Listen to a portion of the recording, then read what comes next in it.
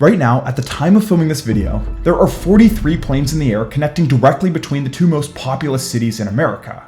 This corridor runs at a frequency and scale almost hard to wrap your head around. But the real question is, why do so many people believe that this one city pair matters way more than any other in the US?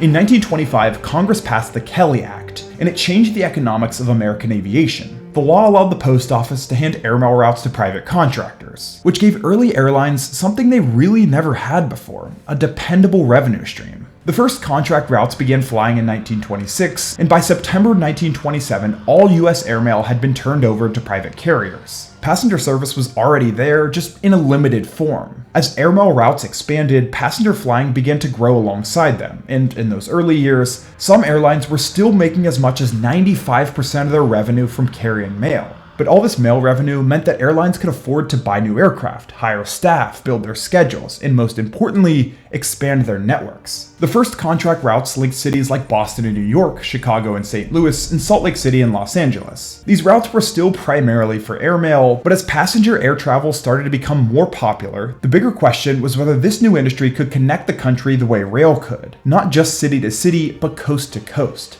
That's what made New York and Los Angeles so compelling. New York City was the country's financial and commercial center. LA was rapidly becoming one of the most dynamic and fastest growing places in America. So then the question became, who was going to do it first? In 1930, Transcontinental and Western Air, the airline that would eventually become TWA, announced an all-air service connecting the two. But this was nothing like the nonstop transcontinental service we know today. The route relied on intermediate landing fields, a system of rotating light beacons, and my personal favorite, giant concrete arrows. Even with all that infrastructure in place, the trip still took around 36 hours, and let's look at the route you would take. Start in Newark, fly to Philadelphia, then Harrisburg, then Pittsburgh, then Columbus, Indianapolis, St. Louis, then overnight in Kansas City. Wake up the next morning and you're off to Wichita, Amarillo, Albuquerque, Winslow, and finally arrive in LA. Oh yeah, and all of this is on a Ford Tri-Motor, with a seating layout that looks something like this. Combine that with expensive tickets, an extremely loud engine noise in the cabin, and I can't imagine it was too pleasant of an experience. This route forced airlines to become far more disciplined and technical. In 1930, TWA became the first airline to require formal flight plans, flight logs, flight clearances, and cockpit checklists. And it built one of the first airline weather departments, because on a trip this long, weather was a big potential problem. By 1940, aircraft and navigation technology had improved enough for TWA to use the newly released and pressurized Boeing 307 Stratoliner, which could cruise at 20,000 feet and cut the itinerary down to this. It was a major advance, but not the one that would truly change transcontinental flying. That came next.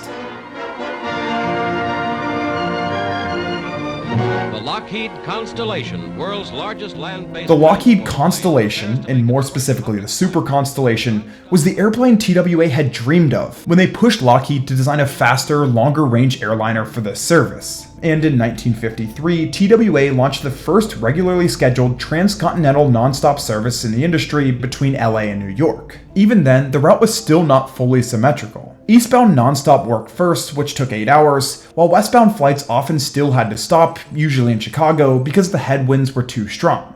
But for the first time, there was a direct connection between these two cities. By the 1960s, New York to LA had become one of the defining routes of the new and much improved jet age. In 1970, 747 service began linking the two cities. And later that decade, airlines introduced dedicated business class transcontinental service, confirming that this corridor was becoming something different. Then after deregulation in 1978, New York to LA entered a whole new era. Airlines were now free to compete more aggressively, and this route quickly became one of the clearest places to see that happening. Carriers could now battle on frequency, pricing, cabin product, and network strategy.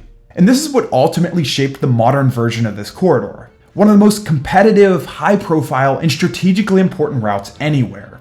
Okay, now that we're caught up, let's look at the airport setup on each end. On the New York side, this corridor is really built around JFK and Newark. LaGuardia is mostly out of the picture because its long-standing perimeter role blocks most nonstop flights longer than 1,500 miles, with the last scheduled LaGuardia to LAX nonstop dropping out in early 2024. On the Los Angeles side, the picture is a little broader, but LAX is still the center of gravity by a wide margin. Other airports in the metro, like Burbank, Ontario, and Orange County, currently or in the near future will have some level of nonstop service to New York.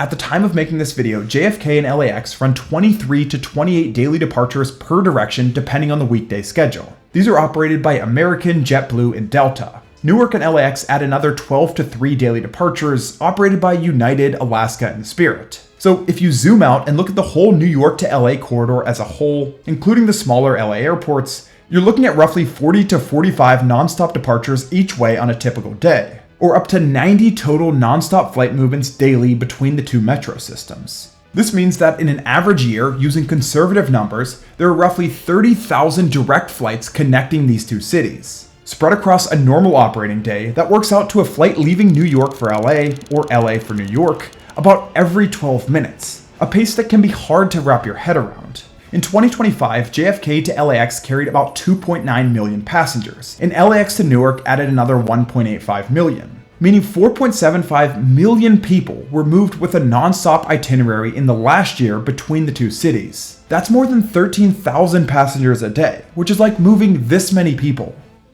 JFK to LAX alone had 3.43 million scheduled seats, which made it the busiest domestic airport pair by seat capacity, all in some of the most crowded and delay-prone airspace at either end.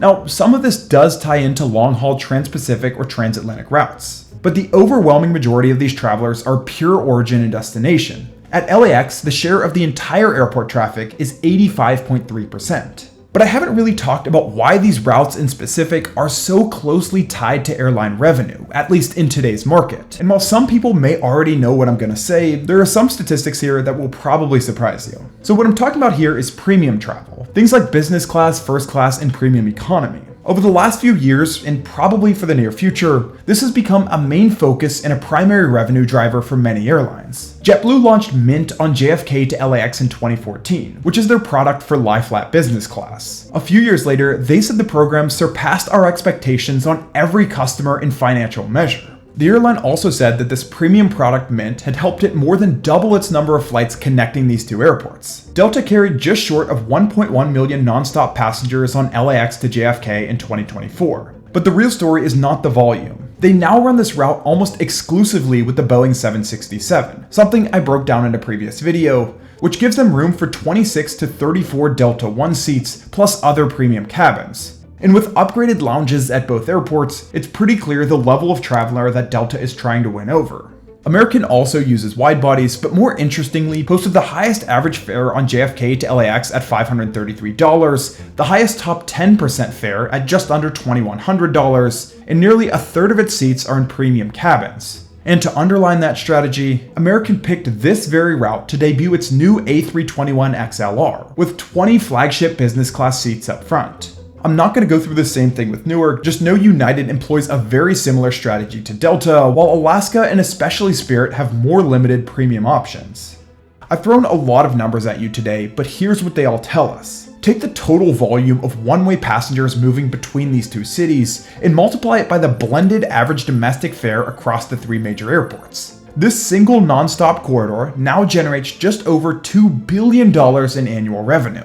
Every year, $2 billion flowing through one city pair. It's pretty obvious why there's so much competition here. Now, you might look at the size of New York and LA and think the story is obvious. Two giant cities, in fact the two biggest in the US, one giant route. But the reason I chose to make this video is because the story is not really about connecting these two cities. For decades now, and probably for decades to come, this corridor has been something else entirely. It's more than just a route that makes the most money, and it's more than the one that airlines use to test their boldest ideas. More than any other city pair in the country, this single stretch of sky tells us the most about where American air travel is right now and where it's heading tomorrow.